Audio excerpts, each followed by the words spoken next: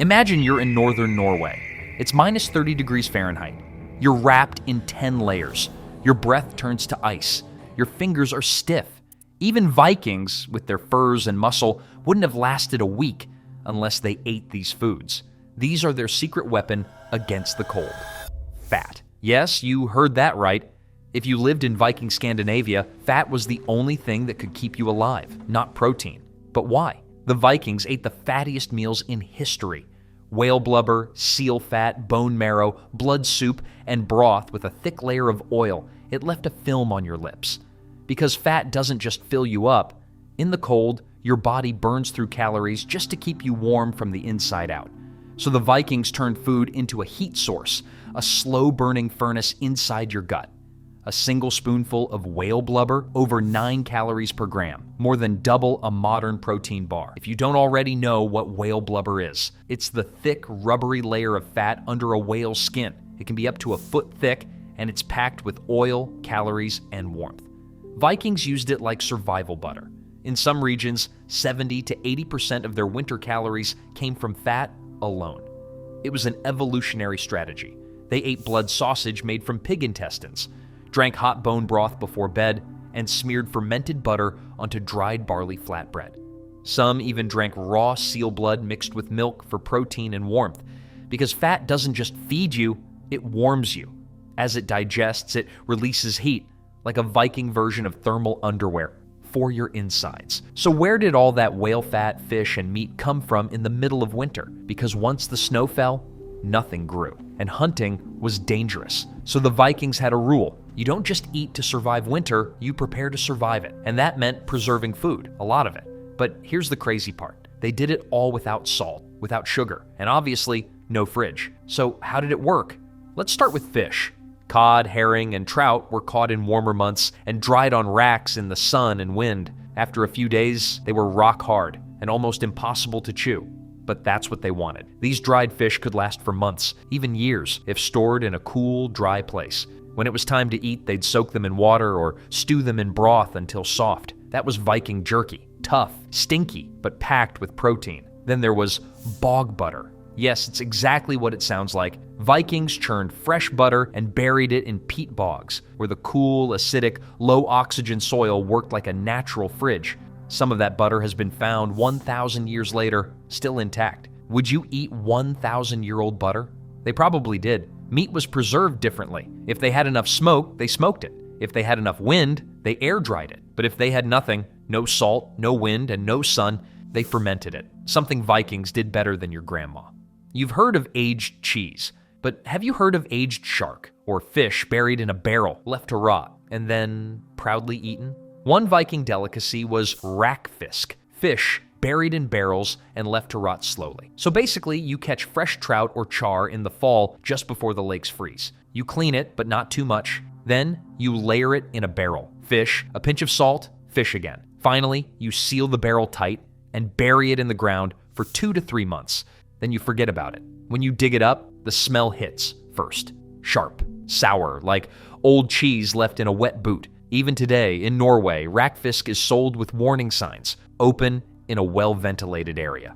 But back then, this wasn't just food. It was survival in disguise. The Vikings had discovered something incredible. The bacteria that break down fish flesh can also protect it, as long as you get the balance just right. Fermentation kept the meat safe from decay and made it edible long after snow had buried the coast. Some modern chefs compare the flavor to blue cheese or aged salami. But fish wasn't the only thing they fermented. They did the same with lamb, especially in the inland fjords. They'd butcher the animal in the autumn, pack the meat tightly into a cleaned-out sheep's stomach or clay pot, sometimes layering in milk curds, barley, or fat, then seal it and store it underground or in the coldest corner of the longhouse. Guess what came out months later? A pungent, slightly sour meat paste that could last for months. I bet the smell was awful, but it gave you calories, warmth, and strength. They even used honey, rare but prized, to coat and seal food for storage. It acted like a natural preservative, blocking mold and bacteria. They also made fermented milk, fermented porridge, and even fermented blood pudding, mixing animal blood with grain and letting it cure over time. Why did they do it? Because fermentation extended shelf life. It broke down harmful bacteria, adds probiotics, and creates flavors you can't get any other way. and it made nutrients easier to absorb during times when digestion was already working overtime just to stay warm. In some Viking villages, fermented foods were even served as midnight meals, helping the body stay fueled while sleeping. Modern chefs might call it umami. And here's the kicker. You've heard of root cellars. The Vikings took it to the next level, with freezers dug into the earth. But before we get into that, you need to know this. Eating in the Viking Age wasn't just about what you ate. It was about when. Because in winter, calories were currency, and spending them at the wrong time could mean freezing to death. So the Vikings developed a rhythm. Feast when you hunt, fast when you can't. In summer and autumn, they gorged fresh meat, berries, grains, even milk. But in winter, 1 or 2 meals a day. And sometimes, none at all. Breakfast was often skipped entirely. Instead, they drank hot broth or mead in the morning, just enough to kickstart the body's furnace without burning through stores. The main meal came at dusk, usually one-pot stews of whatever was left. Fish heads, dried lamb, leftover porridge, wild herbs, even tree bark boiled into soup. The goal wasn't taste, it was thermogenesis, the heat your body makes when digesting food. Some scholars believe Viking meal timing was an early form of intermittent fasting, not for losing weight, but survival. And when there was absolutely nothing left, they chewed bark, boiled leather, even ground animal bones into powder and stirred it into broth for calcium and bulk. But what did Viking kids eat? And how did babies survive without milk or clean water? What comes next would surprise you. If Viking adults had it rough, try being a baby. No formula, no bottles, no purified water, just freezing nights, and a body too small to regulate its own heat. So how did Viking babies survive? Breast milk was light, rich in fat, warm from the mother's body, and always available, even in the middle of a blizzard. Mothers often breastfed for 2 to 3 years, not out of choice, but survival. When milk dried up, the weaning diet was, let's say, primitive. A mash of chewed bread, goat's milk, animal fat, and crushed grains, softened by spit or broth. Sometimes even bone marrow was mashed in if they had it. Some historians believe Viking infants sucked on softened leather strips or carved wooden pegs soaked in broth, but staying warm on the inside wasn't enough. Viking babies slept swaddled in sheepskin, tucked inside fur-lined slings, and often worn against the mother's skin for body heat. If a baby was left alone, it was usually beside a dog or under a heavy fur near the fire pit stones. And in hard times, it was common for multiple mothers to breastfeed each other's children, sharing milk across the household. Not just love, logistics, but Vikings didn't just feed babies. They fattened warriors with blubber, lard, and broth bombs. When the cold hit hardest, the Vikings turned to one thing: stew. Not just any stew. This stuff was dense, thick as glue, greasy as butter, and loaded with every leftover calorie they could find. Think bone broth, boiled for hours, sometimes days, until it turned gelatinous. Then they'd toss in barley, dried meat, turnips,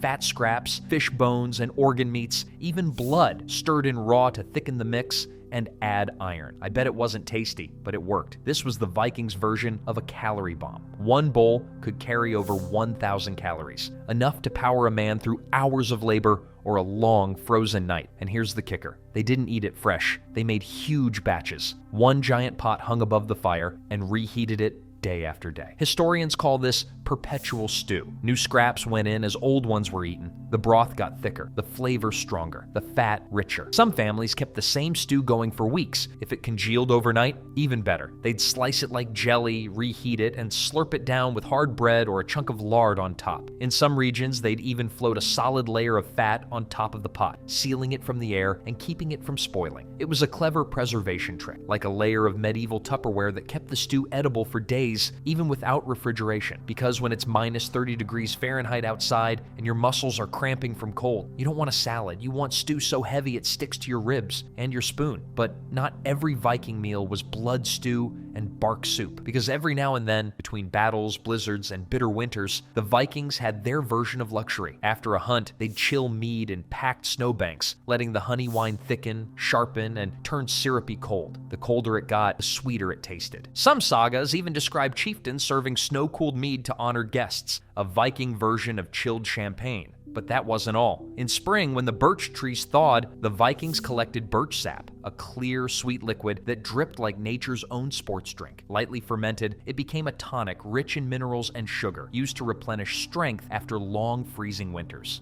And here's where it gets really interesting. They had dessert. In some regions, Viking women packed fruit mash, wild berries, or crushed apples into snowballs or clay bowls, left them outside to freeze, then served them during special feasts, like an ancient sorbet. Even dried fruits were prized. Berries harvested in late summer were strung and hung from rafters, dried by fire smoke, and sometimes glazed with honey, if they had it. In a world where food meant survival, these small luxuries meant something bigger. Now imagine digging a freezer out of frozen earth with bare hands. That's what some Vikings did. In northern Scandinavia, where winter ground froze solid by October, Vikings carved deep pits into permafrost, or used natural sea caves to store meat, butter, and roots. These weren't just holes in the ground, they were underground refrigerators. The Vikings lined these pits with straw to trap moisture, then covered them with turf to keep out snow, sun, and predators. But you might wonder, if it's already minus 30 degrees Fahrenheit outside, why bother digging underground? Because Viking winters weren't just cold, they were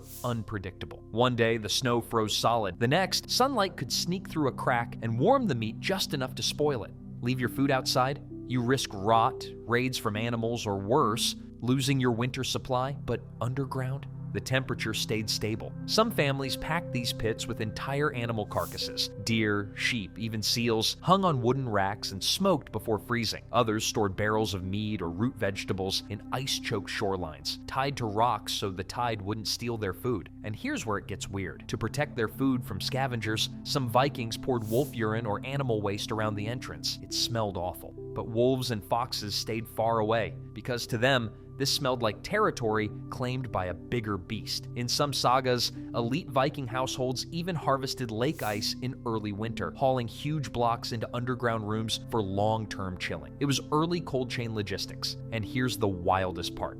If you thought what they ate was shocking, wait until you see how they made it last 1,000 years. Click right here to watch.